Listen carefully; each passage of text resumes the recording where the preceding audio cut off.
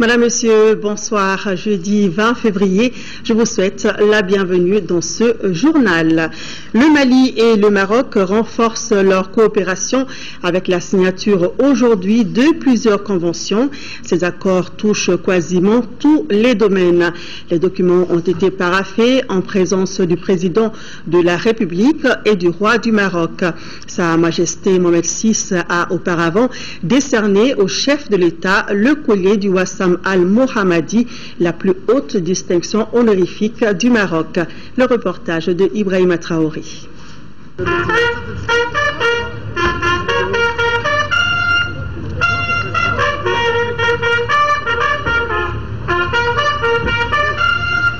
En visite au Mali depuis 72 heures, le roi du Maroc est accueilli au palais présidentiel par le chef de l'État. Les deux dirigeants se retrouvent pour la seconde fois pour un tête-à-tête. Même si rien n'a filtré de leur entrevue, les deux chefs d'État devraient discuter de la consolidation et de la diversification de la coopération entre le Mali et le Royaume du Maroc.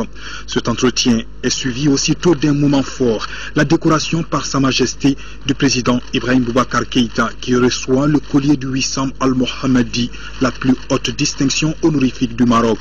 Le chef de l'État et le roi Mohamed VI se sont rendus ensuite dans la salle des banquets pour présider la cérémonie de signature de 17 conventions entre les deux pays. Dans le domaine de la santé, l'accord signé porte d'une part sur le jumelage et la coopération entre l'hôpital Gabriel Touré et le centre hospitalier Ibn Roche de Casablanca et d'autre part sur le jumelage et la coopération entre l'hôpital du Point G et le centre hospitalier Ibn Sina de Rabat. Je viens de signer avec mon homologue malien deux conventions afin que nous puissions, la main dans la main, améliorer la prise en charge de nos concitoyennes et nos concitoyens. D'abord en ce qui concerne la formation dans les deux secteurs et particulièrement les stages des collègues maliens au Maroc, et puis la gouvernance et le management dans le domaine de la santé.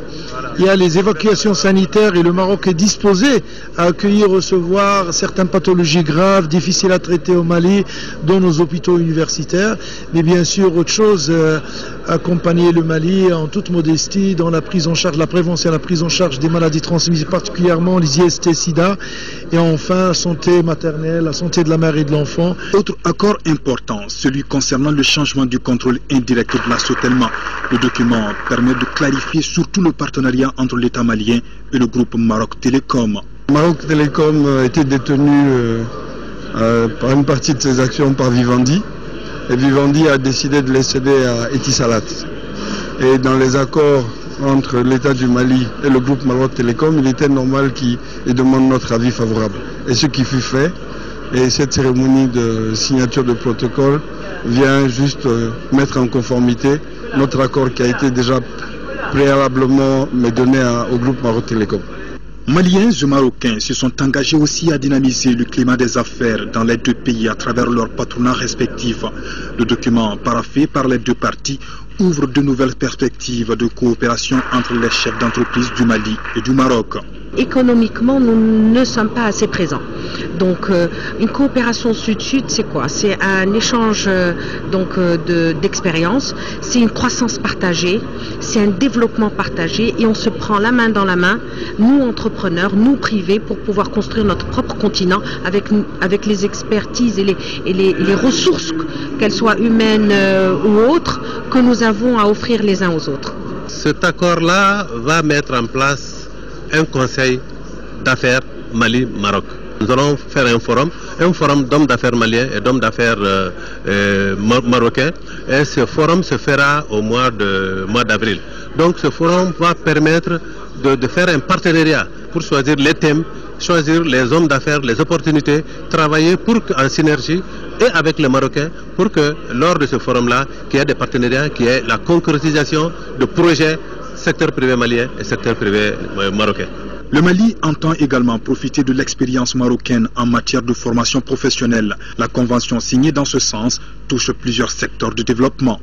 Et nous mettions l'accent en priorité sur le secteur privé, et notamment l'entrepreneuriat, notamment le monde rural, notamment les industries, les transports, l'hôtellerie, tourisme, etc.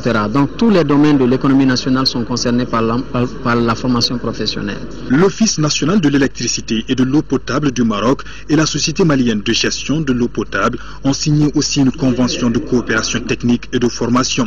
Les deux structures s'engagent à échanger désormais leur savoir-faire pour le bonheur des populations. Et nous poursuivons avec la signature des conventions entre le Maroc et le Mali, économie, finance, élevage, agriculture, industrie, mines, transport et le commerce totalisent 11 conventions qui permettront au Maroc de se positionner sur la scène de la reconstruction du Mali. Aïssata Ibrahim Maïga nous fait le point. Les enjeux de cette visite sont multiples. La signature de la dizaine de conventions en est la preuve. D'un côté, un accord relatif à l'encouragement et à la protection réciproque des investissements et de l'autre, une convention sur la non-double imposition et de lutte contre l'évasion fiscale.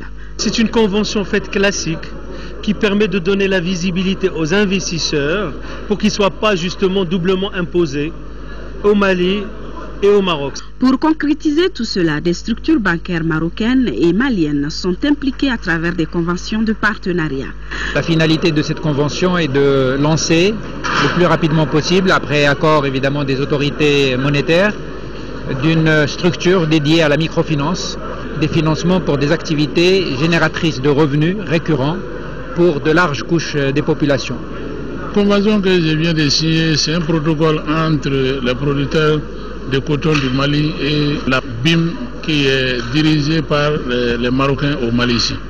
Ça veut dire qu'il y a un protocole qui va nous accompagner de donner des lignes de crédit au niveau des producteurs. Ce partenariat Sud-Sud se jouera aussi dans les domaines miniers et industriels de notre pays. D'ailleurs, pour matérialiser la signature qui vient d'être faite côté industrie sera posée dans 2 jours la première pierre d'une cimenterie maliano-marocaine. On veut accélérer et promouvoir la construction de cimenteries au Mali, enfin de permettre aux Maliens d'avoir un accès à un logement à un prix abordable. Ça consiste à la construction d'une cimenterie de 500 000 tonnes pour un investissement de 30 millions d'euros et qui sera opérationnel dans les 16 à 18 mois prochains. Pour le ministre malien des Mines, c'est surtout le début d'importants échanges dont chaque partie tirera profit, et cela à travers 2 protocoles et un mémorandum d'entente de coopération entre la société MEDS et le Mali.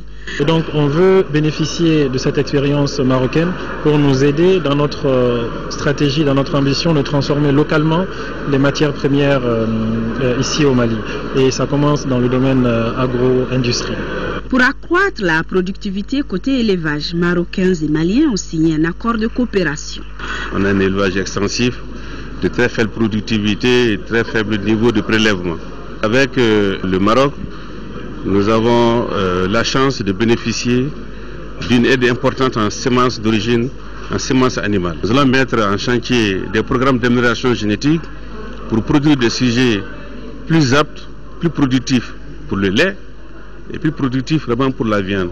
Et ce faisant, nous serons à mesure de répondre aux besoins des Maliens. Liés par l'histoire, la culture et aussi les multiples prochains investissements, le Mali et le Maroc le seront davantage dans le transport. Pour cela, l'ex-Bamako-Rabat deviendra plus fluide et à des prix concurrentiels. Nous visons à travers cette convention de voir plus loin. C'est comment, disons, cette connexion entre Bamako et Casablanca va servir toute la région. Ça va permettre plus de mobilité pour les hommes d'affaires marocains, les hommes d'affaires maliens. Et au-delà de ça, ça veut dire donner plus de possibilités à des tarifs qui seront très compétitifs avec une qualité, si vous voulez, de services aériens et plus de fréquences des 2 côtés. Si la coopération entre le Mali et le Maroc remonte aux années 60, la présente visite de Sa Majesté le roi Mohamed VI va vraisemblablement lui donner un nouveau souffle. Le séjour de Sa Majesté le roi Mohamed VI sera marqué par des manifestations culturelles. L'initiative est de l'association malienne d'amitié Mali-Maroc Amama. Nous proposons donc ces images. C'est ainsi donc qu'il y a eu hier soir une cérémonie culturelle au siège de l'Amama pour fêter le séjour du roi.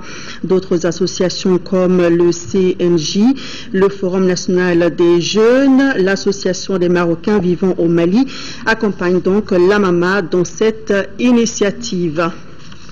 Et dans le cadre du voyage royal, demain, le roi du Maroc et le président de la République assisteront à la grande prière du vendredi, une prière qui sera retransmise en direct sur l'ORTM. Ajoutant que dans l'après-midi, ils poseront ensemble la première pierre de la clinique périnatale à Sébéni-Koro. Après une visite de 24 heures, le président du Conseil européen, Herman Van Rompuy, a quitté notre pays ce matin. Il a été accompagné à l'aéroport international de Bamako-Sénou par plusieurs membres du gouvernement.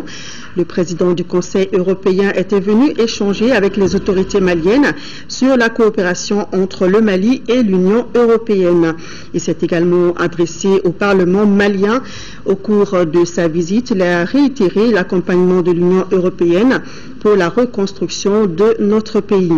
Le président du Conseil européen poursuit sa visite en Afrique, où il se rendra donc au Niger et au Bénin. La table ronde consultative sur la problématique des conflits au Mali, telle que perçue par les communautés de base, a eu lieu ce matin ici à Bamako, organisée par Conaxipal Mali et CIPRI. Cet événement entre dans le cadre du programme de renforcement des contributions de la société civile à la paix, à la sécurité et au développement du Mali. Avec Rachel Tessougué, les thèmes de cette table ronde. Cette table ronde vise à recueillir les conceptions de l'ensemble de la société civile sur les causes des conflits répétitifs qui déstabilisent le Mali. Elle s'attelle à dégager une vision commune stratégique en vue d'une paix durable et d'un développement harmonieux du pays. Qu'est-ce qu'il faut faire pour trouver des solutions durables pour qu'il y ait la paix, la stabilité au niveau du Mali? Donc c'est la raison fondamentale pour laquelle nous avons organisé cette table ronde, pour échanger et puis réfléchir sur les défis et les enjeux, réfléchir également sur les piliers de la réconciliation, les conditions de la réconciliation. Selon les organisateurs, une participation significative au processus politique nécessite la connaissance du terrain politique et social. Il est essentiel d'avoir des données factuelles et des informations directes fondées sur les communications avec la population en général et bien entendu en particulier la population touchée. Deuxièmement, il est de notre expérience que la présentation des conclusions et recommandations d'une recherche ont une influence importante sur la façon dont ces informations sont reçues. Au cours de cette table ronde, il a été également question des relations entre les institutions étatiques, les autorités traditionnelles et les communautés de base. Les travaux de la Confédération des artisanes de l'Afrique de l'Ouest ont démarré ce matin à la Maison des Jeunes de Bamako.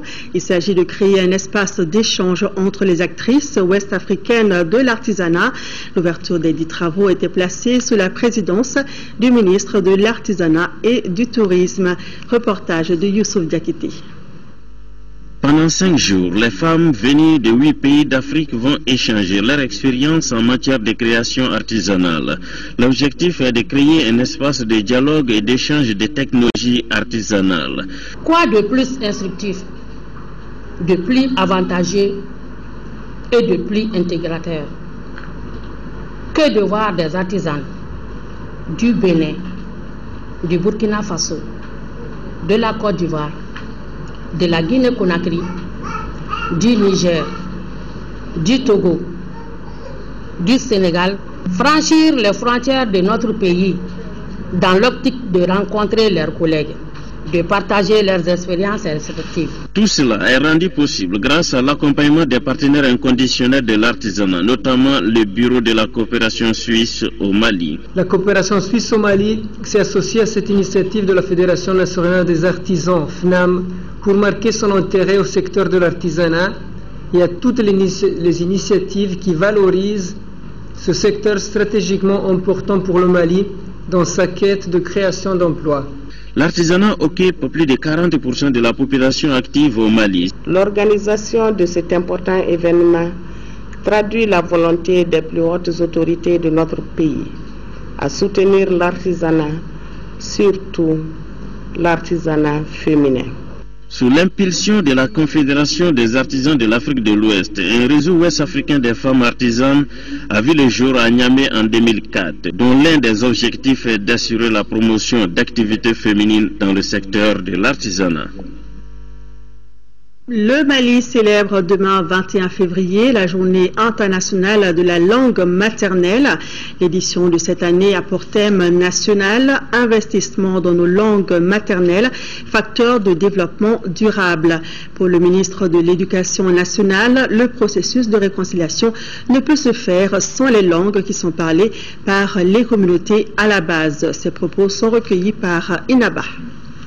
La célébration de la Journée internationale de la langue maternelle revêt pour le Mali une importance capitale, car elle constitue un espace pour communiquer, informer et sensibiliser la population tout entière sur l'importance, les enjeux et les perspectives des langues maternelles dans le développement économique, social, politique et culturel de notre pays. Plus qu'un simple outil de communication, la langue maternelle constitue le socle de notre identité culturelle. La bataille pour une véritable intégration sociale et un développement endogène durable ne peut être gagnée sans un investissement conséquent dans la langue nationale. Il est en effet difficile pour un pays de se développer en dehors de sa langue et de sa culture. L'atteinte des objectifs de l'éducation pour tous, EPT, et des objectifs du millénium pour le développement, OMD, passe par la valorisation de nos langues nationales en tant qu'outil de développement. C'est le lieu pour moi de lancer un appel vibrant en faveur de l'utilisation des langues maternelles dans tous les domaines de la vie publique et dans tous les secteurs de développement. 7e session du conseil d'administration du centre de formation des collectivités territoriales. C'était ce matin. La session a permis aux administrateurs de mettre en place une stratégie pour la période 2014-2016. La priorité sera de mobiliser les ressources financières pour faire face aux obligations du centre. Abdraman Meiga. Pour cette année, le centre de formation des collectivités territoriales axera l'essentiel de ses efforts autour de la mobilisation des ressources financières lui permettant de faire face à ses obligations de 2014. Il s'agit notamment de la promotion de la bonne gouvernance, de l'amélioration des conditions de travail. À cela s'ajoute le renforcement des relations avec les partenaires techniques et financiers et la dotation du centre d'un système de financement des activités. D'ores et déjà, je peux dire l'année 2013 n'a pas été une année très facile dans les activités de formation des élus et agents des collectivités territoriales, en conformité avec le cadre juridique tracé par l'arrêté sur le régime des études du CFCT. Pour 2014, le centre de formation des collectivités territoriales table sur un budget équilibré en recettes et en dépenses à la somme de 995 millions de francs CFA. Ce budget, contrairement à celui de l'exercice précédent, arrêté à 1,314 milliard de francs CFA, a connu une baisse de plus de 24%. Cette diminution est due à l'épuisement du fonds destiné à la construction du nouveau siège. Sans aucune fausse modestie, nous pouvons tous afficher aujourd'hui une certaine fierté devant les acquis auxquels chacun et tous ont positivement contribué dans le sens de l'animation de notre cadre de renforcement des capacités des collectivités territoriales. Cette 7e session a également permis aux administrateurs d'adopter une vision commune du plan d'action 2014-2016 du centre, d'identifier les possibilités de formation et de discuter des orientations futures du centre. Le programme Compétitivité et Diversification Agricole, PCDA, bénéficie d'un financement additionnel d'environ 9 milliards de francs CFA. Ce financement, assuré par l'Agence internationale de développement, vise la consolidation des actions du programme d'ici 2015. Pour l'heure, les membres du Comité national de pilotage et d'orientation du programme font le point des activités menées. Agali Agissa. Le programme Compétitivité et Diversification Agricole, PCDA, vise à développer le secteur de l'agriculture. Il s'agit de promouvoir les filières agricoles à travers l'appui et l'organisation des producteurs ainsi que la transformation et la commercialisation des produits. Les résultats enregistrés en 6 ans pour un investissement total d'environ 23 milliards 200 millions de francs CFA sont satisfaisants. Il y a eu beaucoup d'activités réalisées. Au niveau du financement des sous-projets, le PCDA a mis en œuvre à peu près un peu plus de 300 sous-projets qui ont généré des emplois fixes pour près de 600 personnes. Compte tenu de toutes ces réalisations, l'Agence internationale de développement a accordé un financement additionnel d'environ 9 milliards de francs CFA pour la consolidation des activités du programme. La 7e session du Comité national de pilotage et d'orientation du programme statue ainsi sur l'agenda 2014 du programme. Et les activités vont se concentrer autour du renforcement et de l'amélioration des chaînes de valeur pour lesquelles nous avons des avantages comparatifs avérés. Le renforcement du partenariat public-privé et surtout pendant cette année nous allons mettre un accent particulier sur la consolidation et le renforcement des capacités des interprofessions. Une enveloppe de 6,4 milliards de francs CFA est prévue pour la mise en œuvre de ces activités qui sont en droite ligne de la politique nationale du département en charge de l'agriculture. C'est pourquoi le représentant du ministre du Développement rural, Moussa Kamara, a réaffirmé le soutien de son département au projet. L'Agence nationale de développement des biocarburants, ANADEB, souhaite intensifier cette année la production de l'huile de jatropha.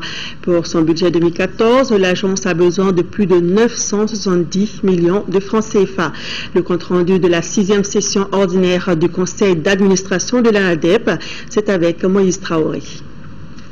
Le projet de budget 2014 de l'Agence nationale de développement des biocarburants, ANADEB, est de 973 millions. Nous allons utiliser cette culture de jatropha comme culture de contre-saison, où il y aura beaucoup de revenus pour les périodes où il n'y a pas les productions vivrières. Donc, 2014, nous allons avoir beaucoup d'huile, justement pour substituer les gasoils utilisés dans le milieu rural pour les plateformes et pour tous les petits moteurs qui seront utilisés dans le milieu rural. Ça sera une énergie locale, produite localement pour les besoins locaux.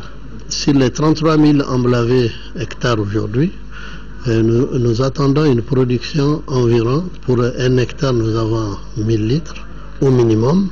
Au cours de cette 6e session ordinaire du conseil d'administration, il est bien sûr question de la promotion et de la production des biocarburants à base de jatropha ou barani. Parmi les entraves, on peut citer les aspects institutionnels et juridiques, le foncier et la fiscalité. Ces barrières doivent être levées très rapidement pour commencer à produire en grande quantité l'huile et la commercialiser. Sans un programme R&D, c'est-à-dire recherche et développement bien ficelé, il serait difficile de faire évoluer la filière. Conformément à ses missions, l'ANADEB participe à la définition des normes et appuie la recherche et développement sur les biocarburants. 9e session du comité de pilotage du projet création de zones libérées durablement de la mouche tsetse et de la trypanosomiase en Afrique de l'Ouest et de l'Est. Ce comité va adopter le budget 2014 sans le financement du Fonds africain de développement qui a pris fin. Le reportage de Mamoro Sidibé. Les travaux de la 9e session du Comité national de pilotage du projet création des zones libérées durablement des mouches CC et de la trypanosomiase en Afrique de l'Est et de l'Ouest se tient dans un contexte particulier. Il s'agit de la fin du financement du Fonds africain de développement. D'où un impératif dans la prévision du budget 2014 estimé alors à 200 millions de francs CFA contre plus d'1 milliard de francs CFA en 2013. Le projet s'est beaucoup doté en termes d'équipement de pièges, écrans et insecticides. Donc le budget cette année, il ne sera utilisé que pour le fonctionnement en fait du projet. Donc ce qui fait que nous pourrons réellement atteindre les objectifs. En somme, les activités 2014 seront marquées par le recentrage de celles de 2013 qui ont été exécutées à souhait. L'année 2013 a été marquée par le démarrage des activités dans le bassin du Bani avec la pulvérisation aérienne des zones infectées sur 5000 km². Des barrières de protection en vue de protéger la zone assainie ont été installées.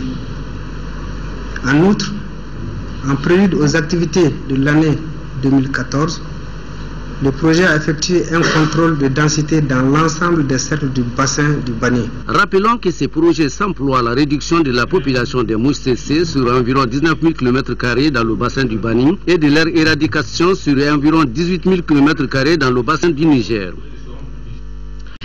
7e journée scientifique du syndicat autonome des pharmaciens d'officines privées du Mali.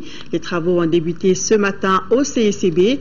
Après la trêve de 2012, la journée annuelle est une occasion pour les hommes en blouse blanche d'échanger sur plusieurs pathologies. Lamine Keita. Le syndicat autonome des pharmaciens d'officines privées du Mali, SINAPO, veut instaurer un climat de confiance entre les acteurs de la santé et les patients, d'où l'organisation de cette journée scientifique 7e déjà. Nous avions choisi 2 thèmes pour qu'on ait suffisamment de temps pour débattre et améliorer nos connaissances. Nous essayons à chaque édition de choisir un thème pertinent en rapport avec l'actualité, et cette année on a mis l'accent sur la femme et l'enfant. La femme par rapport à ses problèmes gynécologiques, et l'enfant par rapport à ses infections ORL, surtout les rhinopharyngites, les toux et rhumes. Le représentant du ministre de la Santé et de l'Hygiène publique a réaffirmé la disponibilité du département à accompagner les pharmaciens privés du Mali. Les pharmaciens sont les acteurs clés de la rendue disponible des médicaments sur toute l'étendue du territoire. Et donc tous les événements organisés par les pharmaciens sont les événements du département de la santé. C'est pourquoi cette journée nous intéresse à plus d'un titre, surtout que les thèmes de cette journée concernent les objectifs du millénaire pour le développement, notamment dans sa frange de protection maternelle et infantile. Le président du syndicat a profité de cette journée pour lancer un appel aux autorités pour sécuriser les officines qui sont de plus en plus victimes de cambriolage. Le président du syndicat a aussi remercié ses confrères pour leur adhésion à l'assurance maladie obligatoire AMO. Une alliance vient enrichir la société civile malienne. Il s'agit de l'alliance de la communauté arabe du Mali, Al-Karama. Les responsables de l'alliance étaient face aux journalistes ce matin. Le compte-rendu de la conférence de presse avec Nando Dambili. Se réjouissant de l'évolution positive de la situation politique et sécuritaire au Mali et de la réappropriation en cours par le gouvernement du processus enclenché par l'accord préliminaire de Ouagadougou, l'alliance de la communauté arabe du Mali, Al-Karama, a toujours affirmé avec force son attachement à l'unité et à l'intégrité territoriale du Mali, son attachement indéfectible à la cohabitation pacifique entre toutes les communautés nationales en général et celles du Nord en particulier. Se démarquant de toute branche armée, Al-Karama se veut une composante de la société civile malienne. Nous avons voulu partager avec les médias le fait que l'Alliance de la communauté arabe est une société civile qui s'inscrit dans des objectifs clairs tels que l'unicité du pays, et aussi s'inscrire comme un acteur qui pourrait apporter sa contribution dans les processus de négociation inclusive dont la société civile doit être partie prenante. En plus de la déclaration sur la vision de l'Alliance, les responsables d'Al-Karama ont également formulé des recommandations, parmi lesquelles l'implication effective des organisations de la société civile nationale conformément au caractère inclusif du processus de négociation. Par ailleurs, Al-Karama réclame avec force le retour de ses militants réfugiés dans les pays voisins en vue des prochaines communales. En première région, le projet Améliorer la capacité et la résilience face au changement climatique dans le secteur agricole au Mali a remis un lot de matériel agricole aux associations féminines de la commune de Sandaré. C'est dans le cercle de Nuro du Sahel. Valeur du don, plus de 18 millions de francs CFA. ORTM Kai, reportage de Mahamadi Aloubari. D'une valeur de plus de 18 millions de francs CFA, ce lot d'équipement est composé de 6 paires de bœufs de labour, de 6 charrettes, autant d'ânes, de 6 sarues TM, 88 rouleaux de grillages et accessoires, 10 arrosoirs, 10 brouettes de fourneaux améliorés Sininyesigi, des semences et des produits phytosanitaires. Ces équipements et animaux sont destinés aux associations et groupements féminins des villages de Djalara, Assatchemala, Sandaré, Monzombougou, Samantara et Djabé. C'est un don du projet Améliorer la capacité et la résilience au Mali. Les équipements est une réponse à une doléance posée par les équipements concernés à ce que viennent la provision, disons, des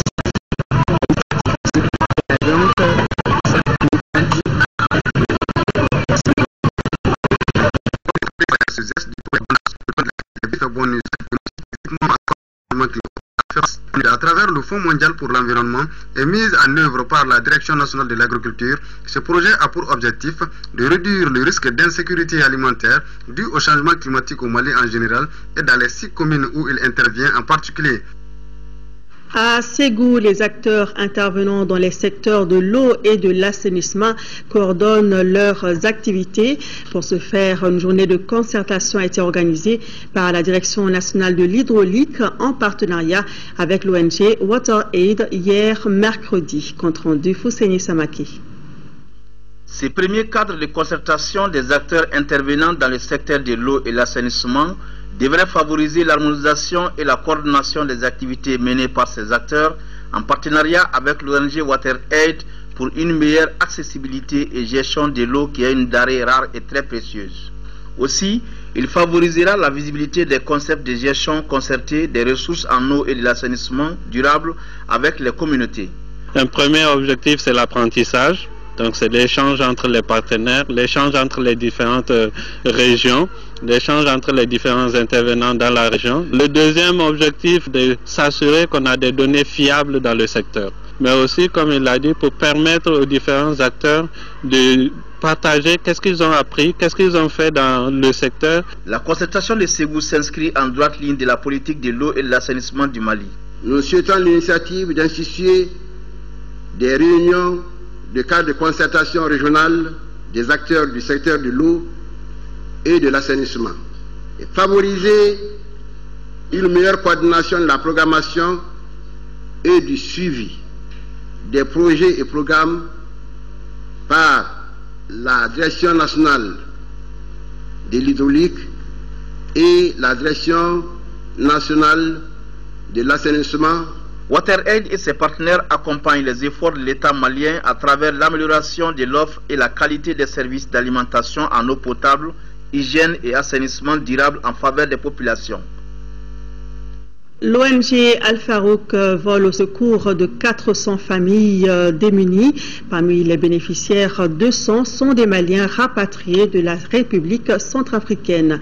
Le reportage de Sorona Kamisoko. L'ONG Al-Farouk a remis un don composé de 20 tonnes de mil, 10 tonnes de riz, 2 tonnes de sucre et 800 litres d'huile à 400 familles. Ce don a été réparti entre 200 familles des Maliens rapatriés de la République centrafricaine et 200 autres résidents à Bamako.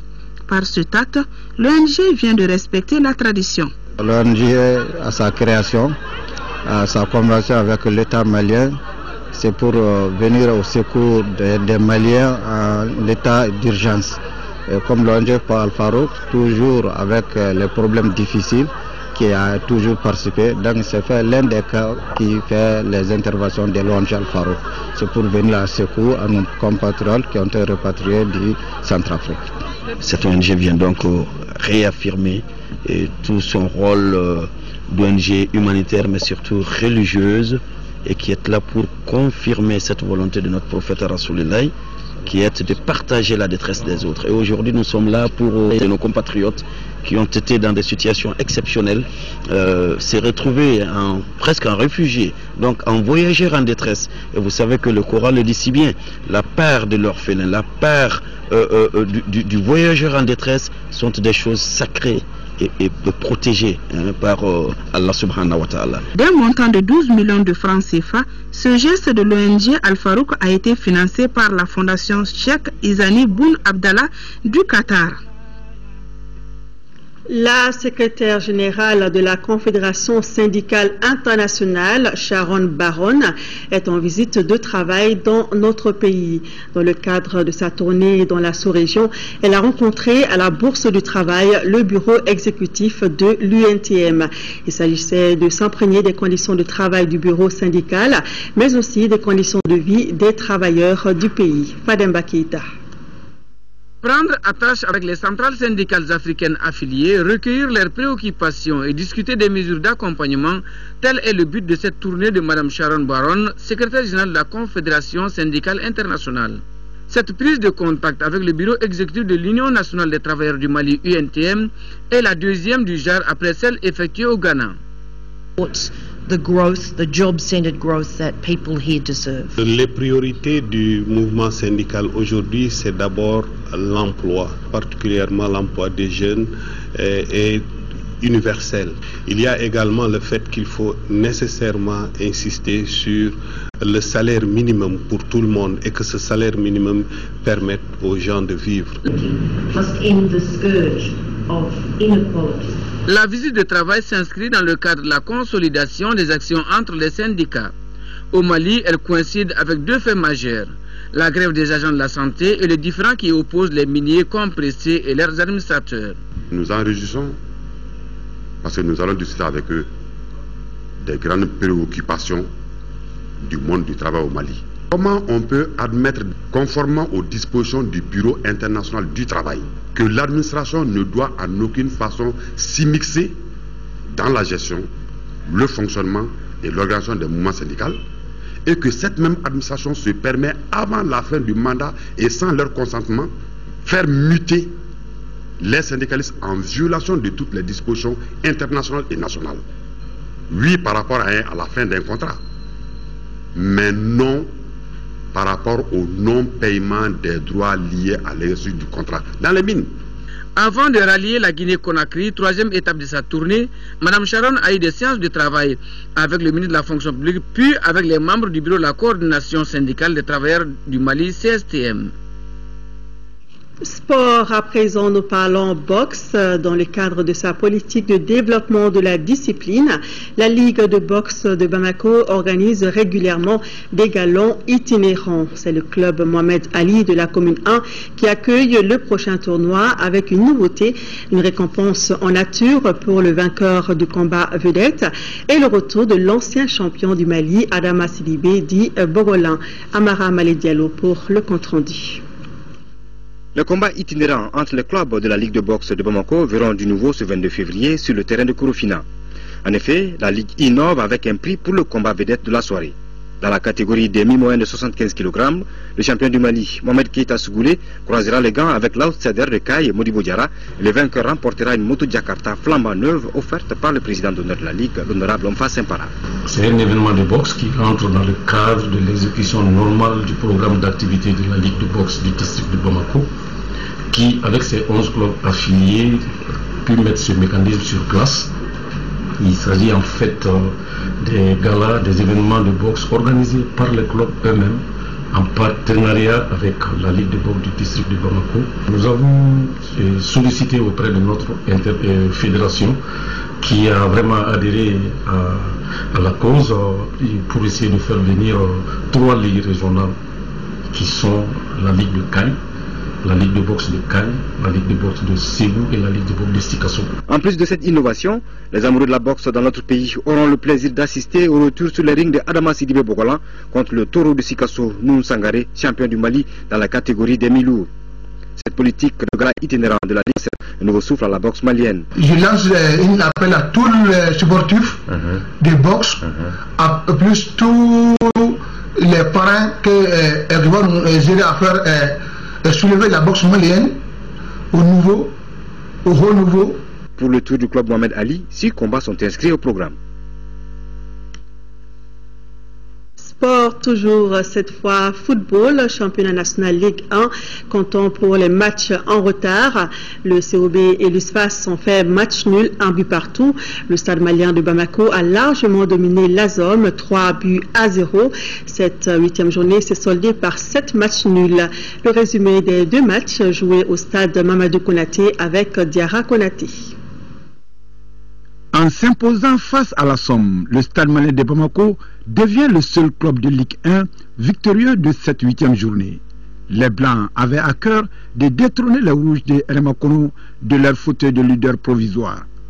Le coach Pascal Janin reconduit la formation victorieuse contre Sao Tomé. Le stade va, dans un premier temps, peiner face aux joueurs de Missira. Présents mentalement, les locataires de Sotiba surprennent les Olympiens de Missira.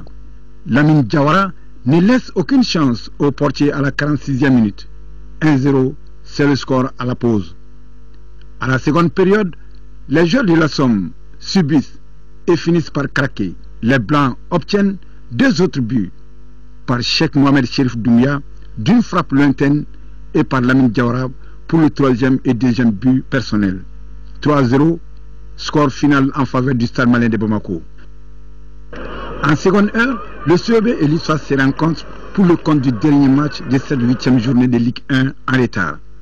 La première période sera marquée de part et d'autre par des déchets techniques. Le score nul et vierge sanctionne la première manche. La seconde période sera identique à la première, mais avec un but de chaque côté. À la 54e minute, Yagba Doumbia, au cœur de la défense adverse, bat le portier de l'USFAS. 1-0. Les militaires répliquent à la 77e minute par Mohamed Keita dans une défense fébrile des Olympiens. 1-1, c'est le score final. À l'issue de cette 8e journée, le stade prend la tête avec 21 points, suivi du Djoliba AC 19 points et du COB 15 points. Ces annonces, le ministère de la Jeunesse et des Sports informe le public sportif que la cérémonie officielle d'ouverture du tournoi de la paix, de l'amitié et de la solidarité aura lieu le samedi 22 février au stade Modibo Keïta de Bamako. L'événement est placé sous la haute présidence du président de la République, chef de l'État, son Excellence M. Ibrahim Boubacar Keïta. Mise en place terminée, 15h30. Autre communiqué, autre sujet, le collectif des ressortissants du Nord, Coren, a le regret de porter à la connaissance des invités et des associations membres de la plateforme pour la paix que la cérémonie de signature de la plateforme pour la paix prévue pour le samedi 22 février est reportée au samedi 1er mars 2014 à 10h au CICB. Ce report est dû à la volonté de l'ensemble des acteurs d'aller à plus de cohésion et de rassemblement pour une paix prometteuse et durable. C'est pourquoi le Coren invite toutes les associations et mouvements œuvrant pour la paix à venir adhérer massivement à la présente plateforme pour la paix. Et puis avant de boucler cette édition, du nouveau dans vos kiosques, les éditions Diamana viennent de publier un ouvrage intitulé « Insertion urbaine des charretiers migrants dans l'agglomération dakaroise ». Cet ouvrage permet de comprendre le flux de l'exode rural en général et l'adaptation des charretiers migrants à la vie urbaine à Dakar. L'ouvrage est le produit d'une recherche réalisée par M. Seydou Diarra, professeur à l'Université des sciences, des techniques et des technologies ISTT de Bamako. Voilà donc une œuvre à avoir dans votre bibliothèque. Et puis tout à l'heure, Yaya Konaté vous donne rendez-vous dans l'entretien donc de la semaine. Les délégations de 16 pays sont attendues ce week-end à Bamako pour prendre part au tournoi de la paix et de l'amitié ainsi que de la solidarité. La compétition s'ouvre samedi. L'interview de la semaine donc s'intéresse ce soir au sujet. Yaya Konaté reçoit le ministre de la Jeunesse et des Sports, Mamadou Gaussou Diarra. Entretien donc à suivre après ce journal qui s'achève. Merci à vous de nous avoir suivis. Demain pour les informations retrouvées à 10h et 13h, Aïssata Ibrahim Maïga et le soir, Amadou Sankari. Merci de votre fidélité. Bonne suite de programme à tous sur l'ORTM.